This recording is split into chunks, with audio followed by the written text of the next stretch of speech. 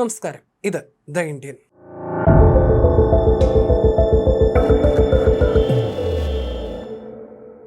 ഇന്ത്യയുടെ അഭിമാന പദ്ധതിയായ അഡ്വാൻസ്ഡ് മീഡിയം കോമ്പാക്ട് എയർക്രാഫ്റ്റ് അഥവാ AMCA ഒരു സ്റ്റെൽത്ത് യുദ്ധവിമാനമായിട്ടാണ് വികസിപ്പിച്ചെടുക്കുന്നത്. സ്റ്റെൽത്ത് സാങ്കേതികവിദ്യ എന്നാൽ വിമാനങ്ങൾ, കപ്പലുകൾ, മിസൈലുകൾ അല്ലെങ്കിൽ സൈനിക വാഹനങ്ങൾ എന്നിവയെ ശത്രുക്കളുടെ റഡാറുകൾ, ഇൻഫ്രാറെഡ് സെൻസറുകൾ, സൗണ്ട്, റേഡിയോ തരംഗങ്ങൾ എന്നിവയിൽ നിന്ന് പരമാവധി മറച്ചു പിടിക്കാൻ സഹായിക്കുന്ന സാങ്കേതികവിദ്യയാണ്. എന്നാൽ സ്റ്റെൽത്ത് സാങ്കേതികവിദ്യ എന്നാൽ വിമാനം പൂർണ്ണമായി അദൃശ്യമാകുന്നു എന്നും അർത്ഥമാക്കുന്നില്ല. സാധാരണയായി വിമാനത്തിൻ്റെ റഡാർ ക്രോസ് സെക്ഷൻ കുറച്ചുകൊണ്ടും അതിൻ്റെ ആകൃതിയും ഉപയോഗിക്കുന്ന വസ്തുക്കളും കൃത്യമായി ക്രമീകരിച്ചുകൊണ്ടുമാണ് ആധുനിക സ്റ്റെൽത്ത് യുദ്ധവിമാനങ്ങൾ പ്രവർത്തിക്കുന്നത്. വിമാനത്തിൻ്റെ മറ്റു വിവരങ്ങളും ഇതിൽ പ്രധാനമാണ്. AMCA പദ്ധതി മുന്നേറുന്നതിനിടെ ഭാവിയിലെ സ്റ്റെൽത്ത് യുദ്ധവിമാനങ്ങളെ കണ്ടെത്താൻ ശേഷിയുള്ള ക്വാണ്ടം റഡാർ സാങ്കേതികവിദ്യയിലും ഇന്ത്യ ശ്രദ്ധ കേന്ദ്രീകരിക്കുകയാണ്. എന്നാൽ ക്വാണ്ടം റഡാർ നിലവിൽ പൂർണ്ണമായി വികസിപ്പിച്ച സാങ്കേതികവിദ്യ അല്ലെന്നും സ്റ്റെൽത്ത് വിമാനങ്ങളെ എളുപ്പത്തിൽ കണ്ടെത്തുന്ന അത്ഭുത റഡാർ എന്ന നിലയിൽ ഇതിനെ കാണേണ്ടതില്ലെന്നും വിദഗ്ധർ ചൂണ്ടിക്കാട്ടുന്നുണ്ട്. 15,000 കോടിയുടെ ഭീമമായ ചെലവ് പ്രതീക്ഷിക്കുന്ന AMCA പദ്ധതി പുതിയൊരു ഘട്ടത്തിലേക്ക് കൂടി കടന്നിരിക്കുകയാണ്.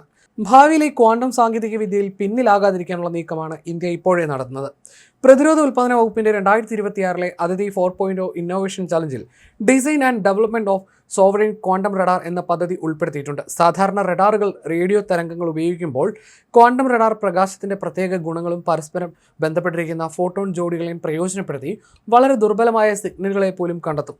ശത്രുക്കളുടെ ഇലക്ട്രോണിക് ജാമിംഗ് തടസ്സങ്ങളെ അതിജീവിക്കാനും സ്റ്റെൽത്ത് വിമാനങ്ങളെ കണ്ടെത്താനും ഈ സാങ്കേതികവിദ്യ സഹായിക്കും. ക്വാണ്ടം റഡാർ ഇപ്പോഴും ഗവേഷണ ഘട്ടത്തിലാണെന്നുമാണ് വിദഗ്ധർ പറയുന്നത്. വളരെ ദൂരെയുള്ള സ്റ്റെൽത്ത് വിമാനങ്ങളെ സ്വയം കണ്ടെത്താൻ കഴിയുന്ന ഒരു സാങ്കേതികവിദ്യയായി ഇതിനെ ഇപ്പോൾ കണക്കാക്കാനാകില്ല.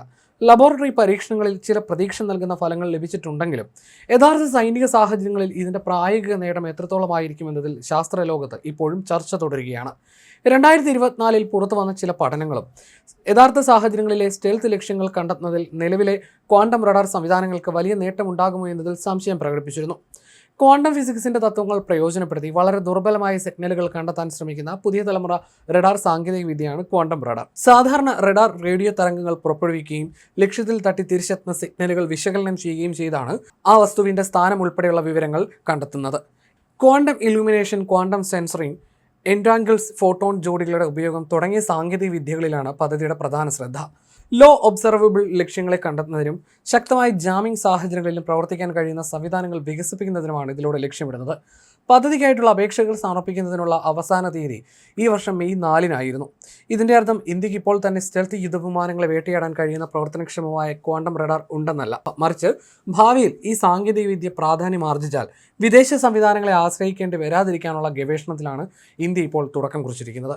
ക്വാണ്ടം പ്രതിരോധ സാങ്കേതിക വിദ്യകളിലെ ഇന്ത്യയുടെ നീക്കം ഇതിൽ മാത്രം ഒതുങ്ങുന്നില്ല. 2025 DRDO ഡൽഹിയിൽ ക്വാണ്ടം ടെക്നോളജി റിസർച്ച് സെന്റർ ആരംഭിച്ചിരുന്നു. ക്വാണ്ടം കമ്മ്യൂണിക്കേഷൻ, അറ്റോമിക് മാഗ്നോമീറ്ററുകൾ, പ്രതിരോധ ആവശ്യങ്ങൾക്ക് ഉപയോഗിക്കാവുന്ന മറ്റു ക്വാണ്ടം സംവിധാനങ്ങൾ എന്നിവയിലാണ് ഈ കേന്ദ്രം ഗവേഷണം നടത്തുന്നത്. അതുകൊണ്ട് തന്നെ AMCA പോലുള്ള സ്റ്റെൽത്ത് യുദ്ധവിമാനങ്ങൾ ഭാവിയിലെ ഇന്ത്യൻ വ്യോമശക്തിയുടെ ഭാഗമാകുന്നതിനൊപ്പം അടുത്ത തലമുറ സെൻസർ സാങ്കേതിക വിദ്യകളിലും ഇന്ത്യ ഇപ്പോൾ തന്നെ ഗവേഷണവും നിക്ഷേപവും ആരംഭിച്ചിരിക്കുകയാണ്. എന്നാൽ ക്വാണ്ടം റഡാർ സാങ്കേതികവിദ്യ പ്രായോഗികമാകാൻ ഇനിയും ഗവേഷണവും പരീക്ഷണങ്ങളും ആവശ്യമാണെന്നും വിദഗ്ധർ ചൂണ്ടിക്കാട്ടുന്നു.